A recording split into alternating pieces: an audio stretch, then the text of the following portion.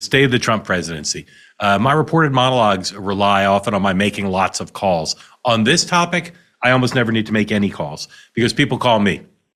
Trump people, anti-Trump people, other journalists, analysts, citizens, business people.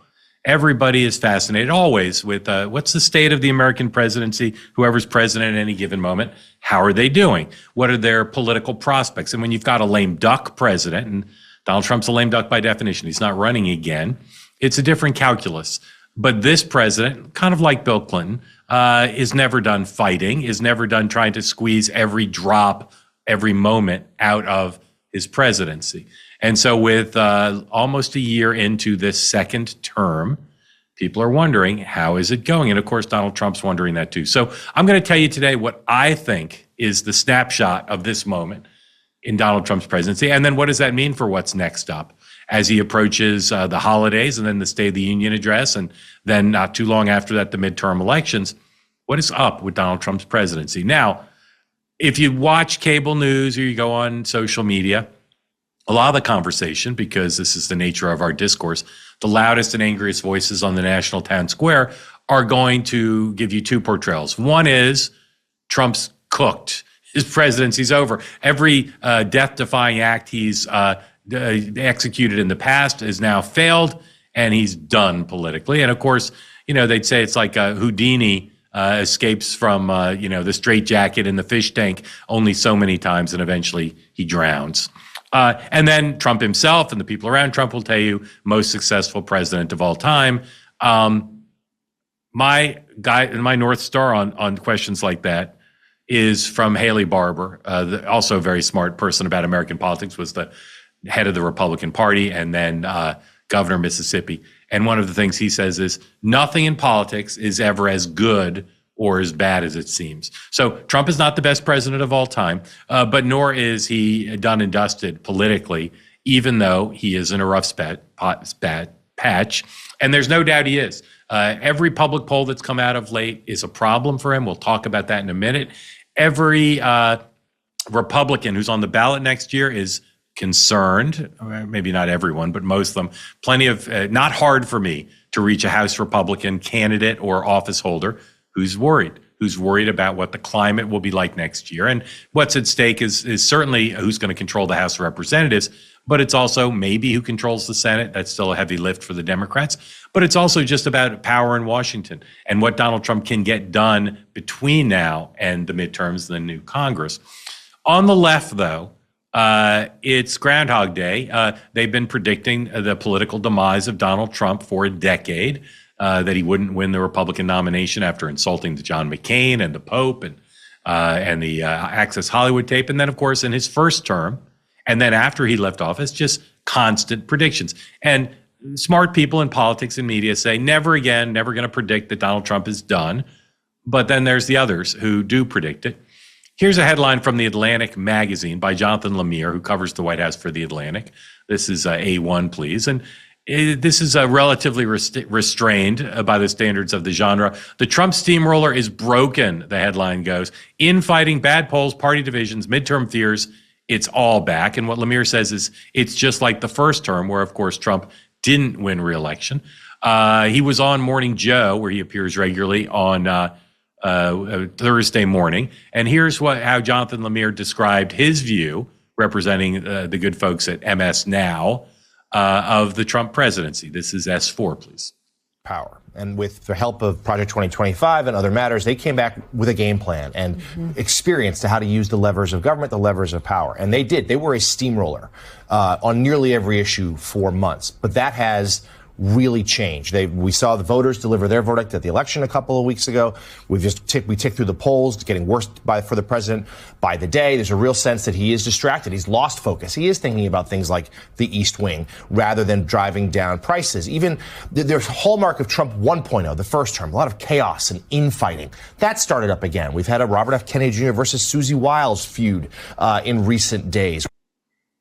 So that's a dark view of the Trump status of the Trump presidency, suggesting infighting and chaos and political problems. Here's a darker view, also from MS Now. This is former Biden press secretary, Obama aide Jen Psaki, with a darker view of the Trump presidency than Lemire. This is S2, please.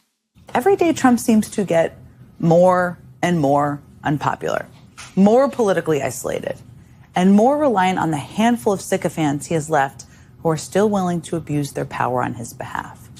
So Donald Trump may be feeling kind of like a loner tonight. I mean, his political allies are deserting him, his poll numbers are tanking, and tonight he was forced to sign a bill to release the Epstein files, which I would note he did without a press pool there, it seems. He's in a corner tonight, weaker than he's ever been. Lonely, in a corner, weaker than he's ever been. That's darker than Lemire. Here's darkest yet, though. Kara Swisher, political pundit, tech writer. Kara Swisher, with keying off of the Epstein matter, she goes about the darkest place imaginable with her colleague Scott Galloway. Here's Kara Swisher, S1, on where she thinks the Trump presidency is headed. Yeah. Anyway, we'll see what happens. I think I don't know. I feel like we're going to have President J.D. Vance by the end of 2026. I get it, but he is the vice president. You think this ends his presidency prematurely? Yes. He'll be sick. He'll be that. Yeah. I do. I think he's not going to make it to the end. Be careful what you wish for. I think J.D. Vance is scarier. agree. Hello. All right, so Kara Swisher says the Epstein matter and maybe other stuff are so dire that Donald Trump will resign the office. I doubt he'll resign the office, have to say, but we'll see. Now, that's the view on the left, that this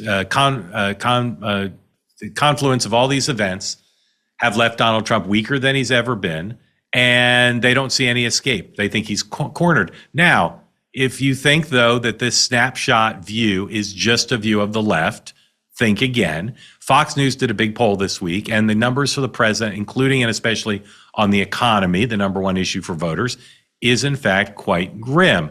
I'm going to play for you a bit from Fox and Friends, but you may think you're watching Rachel Maddow. Here is Fox and Friends on their latest poll. S3, please. So it comes on the heels of brand new Fox News polls that reveal Americans are hurting financially. Only 25% saying they're currently satisfied with the U.S. economy. And part of that is because of inflation. We also went through this big shutdown. More than 50% of Americans say that inflation is completely out of control. Yep. So who's to blame? Our polling shows 46% of Americans think they've been hurt by President Trump's economic policies, but the president insists he's trying to clean up the mess he inherited from the Biden administration. In that Fox poll, only 15% of the respondents said Donald Trump's policies were helping them economically.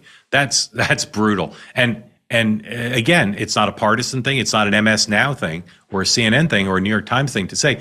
If Donald Trump's poll standing on the economy is on election day next year what it is now, Republicans will be wiped out. They'll lose control of the House, and they could lose control of the Senate. And the president has a challenge. Employment numbers out this week, they were kind of mixed. A big job creation number this month, but the previous months were downgraded, and unemployment's up. There's some positive signs in the economy, but there are a lot of negative signs too. Okay. And Donald Trump gave a speech this week where he kind of made fun of the concept of affordability being an issue for voters, and continues to blame Joe Biden, even though the polls show voters aren't blaming Joe Biden for the economy, and continues to suggest things are going well. And again, make no mistake, some things in the economy are going pretty well. Stock market's doing well, and there are other things that are fine. But Donald Trump and his Treasury Secretary, his economic quarterback, Scott Bessent, they're talking about robust growth that we haven't seen yet. They're talking about getting inflation under control that we haven't seen. You need to ask yourself, are you being lied to? Wall Street insists the only way to have enough money to retire is to put your life savings into a 401k or an IRA and then roll the dice with it in the Wall Street casino. But if that were true, why does studies show the average American following that advice will outlive their savings by a staggering 10 years? And even the man who invented the 401k says it's a monster that should be destroyed. Now it's time to get the truth and discover a better way to grow and protect your money. Bank on Yourself is the proven retirement plan alternative banks and Wall Street desperately hope you never hear about. It gives you guaranteed predictable growth in retirement income, tax-free retirement income, built-in inflation protection, and much deserved and needed peace of mind. You can get a free report that reveals how you can bank on yourself and enjoy tax-free retirement income, guaranteed growth, and control of your own money. Just go to bankonyourself.com/Mark to get your free report. Again, that's bankonyourself.com/Mark. One more time, bankonyourself.com/Mark.